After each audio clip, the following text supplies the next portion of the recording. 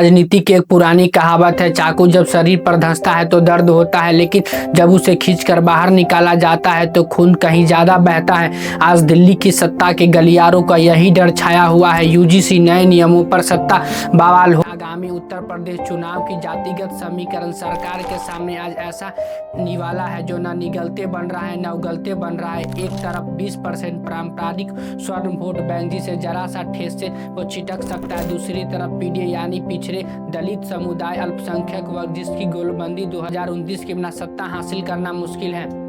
आखिर क्या है जातिगत जनगणना का पूरा सच और क्या सरकार क्यों टालना चाह रही है, इसका पूरा पोस्टमार्टम करेंगे। आप मेरे साथ जुड़े रहिए। मेरा नाम है आयुष कुमार। आज शुरुआत से करते हैं कि रूरल बेल्ट से लेकर अदालतों की चौखट पर हाल ही यूजीसी के रुख अदालतों की रेस्ट के बाद माहौल गर्म हुआ और जाटव समाज सड़कों पर उतर गया। सरकार को यह एहसास हो गया कि खेल खतरनाक है, लेकिन यहाँ समझने वाली बात यह है कि यूपी की राजनीतिक आदि शक्ति 20% हाथों में ही बंद है। 1931 के आंकड़ों को देखें तो ब्राह्मण करीब 9 से 10%, ठाकुर 7 से 8%।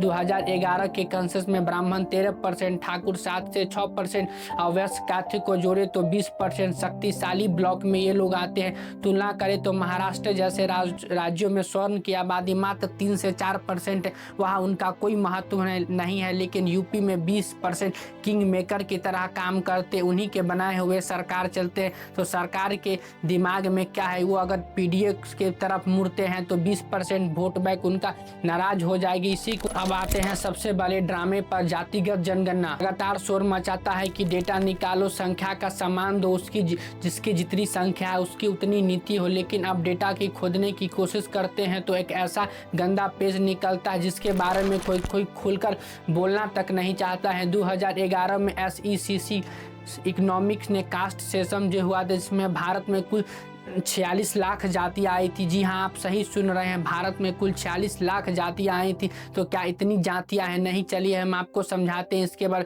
क्योंकि जनगणना करने वाले आपसे पूछते हैं कि आपकी जाति क्या है, तो आप क्या कहते हैं? कोई कहता है वर्मा है, गिनती में वर्मा दर्ज हो गया, लेकिन वर्मा हकीकत में किस जाति में है? तो यही वर्मा कहीं कुर्मी लगाता है, कहीं काश्मीरी ब्राह्मण भी है, कहीं दक्षिणी भारत में मराठा भी वर्मा लगाता है। एक नाम सैकड़ों जातियाँ बनकर आ जाती है। राय लिखा हुआ है, राय राजपूत भी हो सकता है, राय कभी कास्ट भी हो सकता है, राय कभी भूमिहार भी हो सकता है। उड़ीसा में राय ओबीसी लगाते हैं। 40 lakh category, 50% duplicate, 30% duplicate symbol होता है।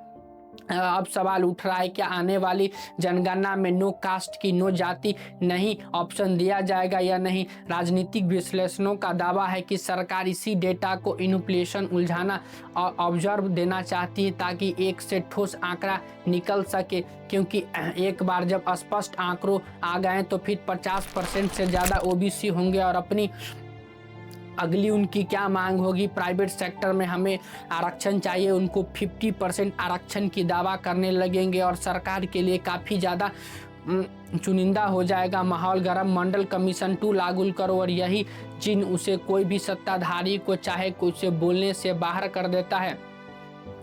यही सब चल रहा है अभी देश में। आप अपनी राय कमेंट बॉक्स में ज़रूर बताएं। क्या हमारे देश में यूजीसी नियम कानून को लाना सही है या नहीं?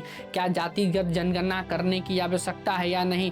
आप अपनी राय कमेंट बॉक्स में ज़रूर देंगे। जय हिंद, जय भारत। मिलते हैं नेक्स्ट वीडियो में तब।